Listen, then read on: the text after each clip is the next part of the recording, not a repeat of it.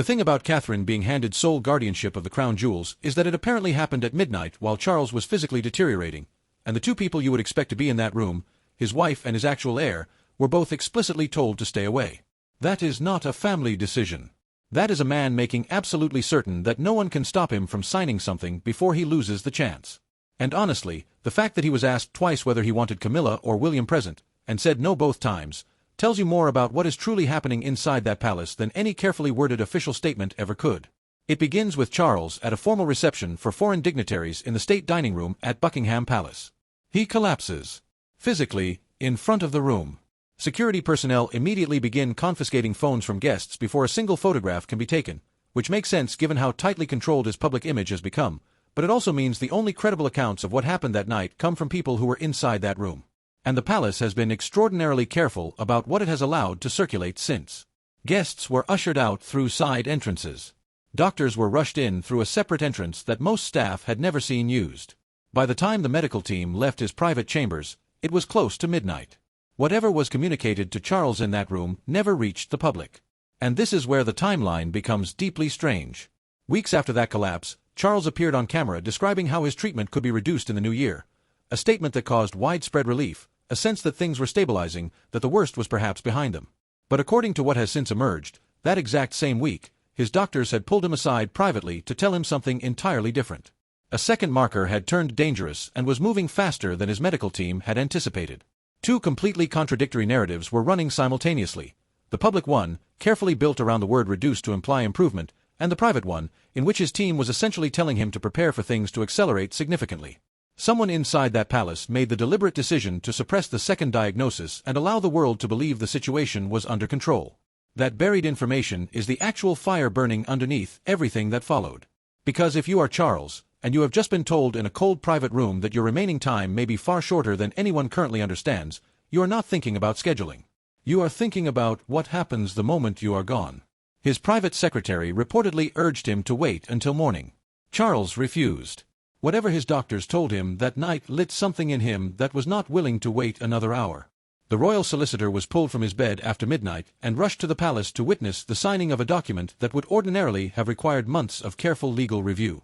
Instead, it was completed in a single room in the dead of night while the rest of the palace slept. The detail that makes this entire sequence feel most significant comes from the royal solicitor's private notes from that evening. Before Charles signed, he was asked twice whether he wanted Camilla or William present in the room. Twice, he said no. This was not panic. This was not a man with no time to think. He had the opportunity to summon either of them and made a deliberate, conscious choice not to. He shut both of them out of the room where his family's entire future was being rewritten. And if you are asking why a dying king would lock out the two people closest to him at the most consequential moment remaining in his reign, the most honest answer is also the most brutal one. Charles did not want anyone in that room who might slow him down, challenge the decision, or find a way to carve their own interests onto the document before the ink dried. This was not a king sharing a decision with his family. This was a king protecting a decision from his family. He signed the emergency guardianship order, transferring sole legal control of the crown jewels to Catherine. And according to those present, when it was done, he said exactly 3 words. It is done. No smile. No visible relief. Just the flat, hollow voice of someone who had been carrying an enormous weight for years and had finally chosen this single dark and silent midnight to set it down, regardless of what it would cost the people he claimed to love. Some will ask whether a reigning king can legally do this on his own, in the middle of the night, without seeking approval from anyone. The answer is yes.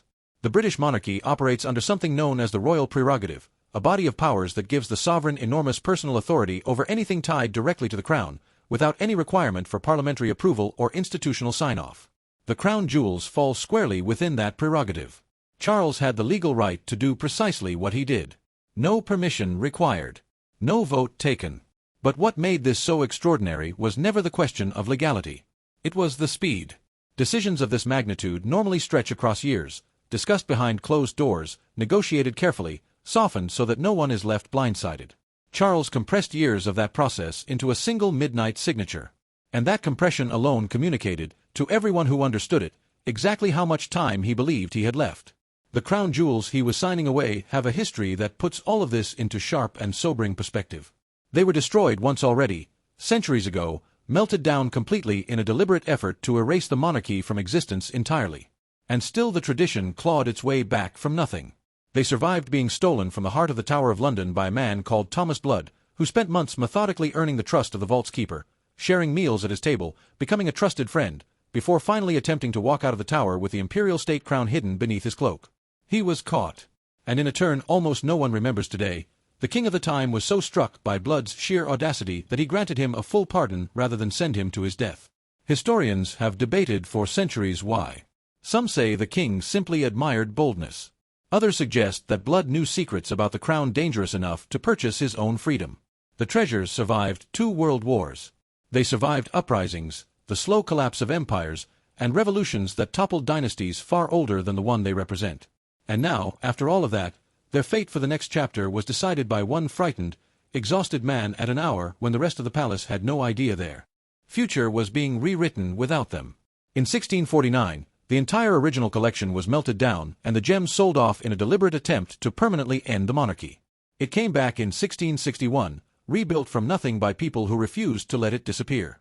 It has been stolen exactly once, by Thomas Blood in 1671, and recovered. Everything else it has survived has only made it more freighted with history, more politically charged, and more burdened with the weight of the institution it represents. Now ask yourself something uncomfortable. Catherine is currently the person standing closest to these treasures of any living individual. What happens when the person trusted most also happens to be the person with the most to gain from everything locked inside that vault? While Charles sat alone with what he had just done, Camilla was seconds away from discovering that she had never truly belonged to this family in the way she had always believed she did. She did not hear about the order from her husband. She heard it from a member of staff, hours after the ink had dried, delivered in that careful, almost clinical tone people use when they know their words are about to cause damage. And the second she heard it, she was already moving toward Charles's study. What made it messier still was that in the heat of her fury, Camilla did not fully close the study door behind her. A nearby member of staff overheard every word of what followed.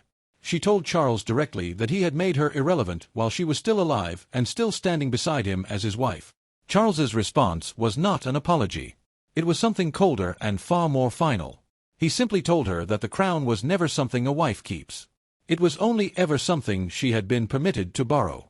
That single sentence stripped away everything polite this family had ever managed to project. He was not calling Camilla a partner.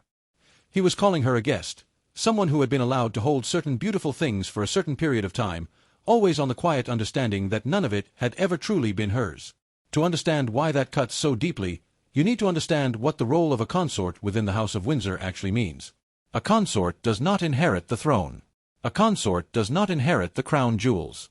A consort borrows access to specific pieces of jewelry for specific occasions, always at the pleasure of the reigning monarch, and always with the unspoken understanding that when he dies, most of that access disappears with him. Camilla had always known this in some distant and abstract way, the way a person knows an uncomfortable truth they would rather not examine too directly.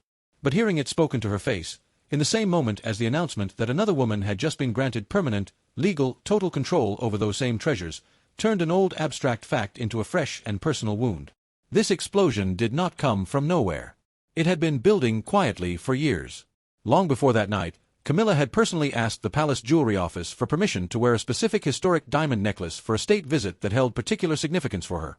She was told it required further review. That review never came. No explanation followed. The request simply vanished into the same cold institutional silence this palace has refined across generations. 2 years later, that exact same necklace appeared around Catherine's neck at a state dinner. Camilla received no advance warning. She discovered it the same way millions of strangers did, watching it happen live on her television screen. She never complained publicly. She smiled through every photograph. She attended the same events and stood beside Catherine at official functions as though nothing had ever happened. But according to people who have worked closely alongside her for years, she kept a private and careful record of every occasion where something she had quietly requested reappeared later on someone else. Those records are not dramatic individually. Stacked together, they form the portrait of a woman who spent years silently counting every slight while presenting the world with a face of composure and grace. That kind of patient, buried anger tends to be far more dangerous than anything expressed loudly, because it does not fade. It only builds. The staff member present that night also caught something else. Camilla reportedly said she refused to be the second wife erased from 2 histories at once. 4 years, palace insiders have quietly measured her against Princess Diana, the beloved first wife whose memory she has spent decades trying to step out from under. And now here she stood, pushed aside again. This time for a woman young enough to be her daughter. A woman who was not even inside the building when a decision about her own family's legacy was made behind her back. Twice rejected. Decades apart. Always for the same brutal reason. Camilla would always be the woman who came second, no matter how hard she had fought to be seen as anything else. Charles did not call after her when she turned and walked out. He remained exactly where he was, looking down at the document that had just torn a hole through his marriage. Nobody inside that palace knew yet what Camilla intended to do with the fury she was now carrying. And that uncertainty alone should concern anyone watching this family closely. Because a woman who has absorbed one humiliation after another for years does not simply forget the night her own husband called her a borrower inside her own home. In the days that followed, people close to the household described Camilla as unusually withdrawn. She skipped several minor engagements she would ordinarily never miss without explanation. She refused to comment when reporters directly asked about Catherine's new role. And silence inside a family built entirely on carefully managed public appearances is almost never just silence. It is almost always a decision being made behind closed doors. While Camilla sat with the sting of being erased, the woman who had just stepped into her position, without ever asking for the conflict that came bundled with it, was already buckling under a weight nobody had bothered to properly explain to her. Before any of this became official, Catherine had looked Charles directly in the eye and asked him to wait. Not indefinitely, she told him. Just until the situation was less painful for everyone still standing in this family. Charles said no.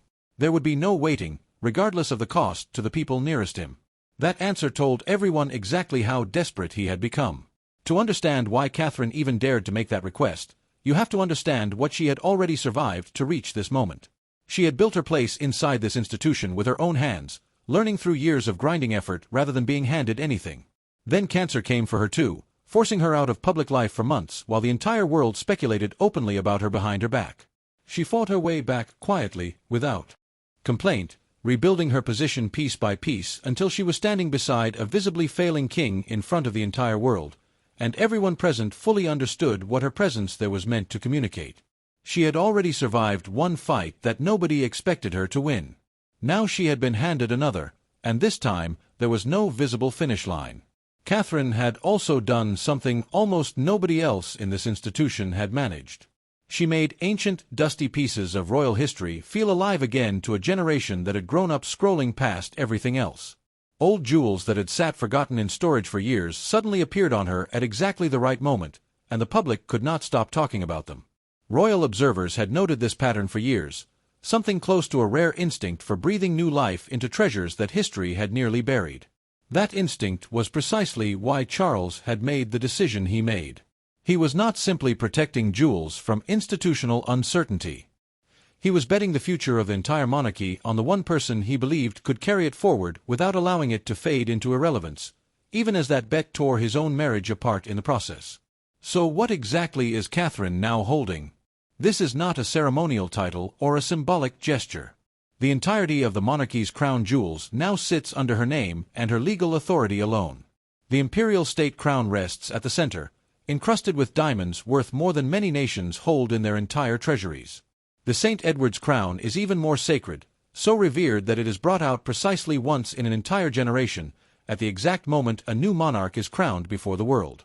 Then there is the Cullinan diamond, extracted from the earth under brutal colonial conditions that cost the lives of workers whose names were never recorded by anyone in power. And then there is the Koh-i-Noor. Its history does not read like the story of a beautiful jewel passed peacefully from hand to hand. It reads like a catalogue of catastrophe. Owners who once held it were blinded. Some were tortured until they surrendered it. Others were executed by rivals who wanted it badly enough to kill for it. Even today, more than one nation openly and formally insists it was not gifted to the British crown, but taken by force during a period of colonial history the institution would prefer the world to forget entirely. Catherine has not inherited a beautiful piece of jewelry to display behind glass. She has inherited a diamond that multiple governments still publicly describe as stolen property, and she is now the person legally responsible for keeping it locked away, whether she fully understood what she was agreeing to or not. Diplomats from those nations have raised the matter quietly at official functions for years, always deflected with practiced institutional silence. That silence now rests on Catherine's shoulders rather than Charles's. Whether she requested that inheritance or not is irrelevant. It is hers.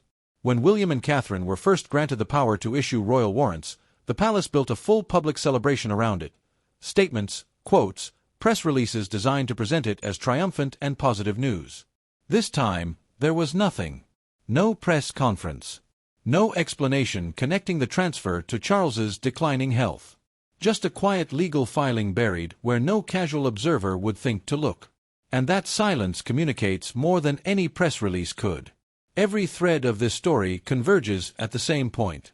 Charles's health has been described as precarious by people close to him, and precarious is a word that should alarm anyone who understands what it actually means coming from inside a palace. The public was told his treatment was being reduced, never that it was ending. We now understand precisely why that particular word was chosen with such deliberate care. The warrant powers Catherine has been granted are already historically unprecedented. Even Princess Diana, the most beloved royal wife this institution has ever produced, was never granted the same authority during her lifetime. The Indian circlet, retrieved from a vault where it had sat untouched for 20 years, was brought out specifically so that Catherine could wear it in public, sending a message that the monarchy wanted the world to read as strength and continuity, regardless of what was collapsing behind the scenes. And there is a line that has followed this family for months, a calm, almost chilling statement from people close to the palace that William and Catherine have been quietly ready for whatever might be required of them. Look closely at the pattern forming beneath each of these moves, and a picture emerges that is impossible to unsee. Each announcement arrived quietly, dressed as routine procedure, never once framed publicly as urgent. Each one in isolation could be explained as ordinary long-range succession planning. But stacked together, in this order, at this speed, they stop looking like careful planning and start looking like a man racing against a clock that only he can hear ticking. Royal historians who have studied past reigns say they cannot identify another example of this many major powers shifting this rapidly without any official announcement ever explaining why. There is something else worth noting, something colder than family politics. Everywhere Catherine goes, whatever she wears sells out almost immediately. The pattern is so consistent and so powerful it has become its own quiet economic engine, driving the institution forward in ways that no other royal currently alive can replicate. Crowds respond differently around her. Cameras follow her longer. Charles understood precisely what he was doing when he placed these treasures in her hands specifically. He was not simply protecting jewelry. He was ensuring that the one person capable of keeping this institution alive and culturally relevant for a new generation was also the person now legally bound to its most sacred symbols. But here is what has not been said publicly until now. According to people familiar with private discussions currently taking place inside the palace, at least one senior legal advisor has raised a possibility troubling enough to unsettle anyone who believes this story is close to finished. That advisor reportedly suggested that Camilla, as Charles's surviving widow, could one day use her legal standing to drag this exact order into a courtroom once Charles is gone. Nothing this rigid, this binding, this total, transferring guardianship of the crown's most sacred and disputed treasures to someone who is not yet the monarch, has ever been attempted this far in advance of an actual coronation in this family's entire recorded history. Which means everything Catherine has just survived, the confrontation, the crushing responsibility, the weight of guarding objects with blood already soaked into their history, may not be the conclusion of this conflict at all. It may only be its opening move. Legal scholars who study the royal prerogative have noted quietly that a challenge of this kind would drag British courts into territory they have never once been asked to navigate, forcing judges to determine whether even a king's signed word can survive a furious widow determined to fight for what she believes was taken from her. And then there is trooping the color. According to people with knowledge of the planning currently underway for that event, palace staff have begun using language normally reserved for occasions of historic finality, the precise kind of language people adopt when they privately believe they are witnessing something for the very last time. Additional medical personnel have been quietly added to the routine coverage arrangements. A detail nobody inside the palace has explained, and nobody has bothered to deny either.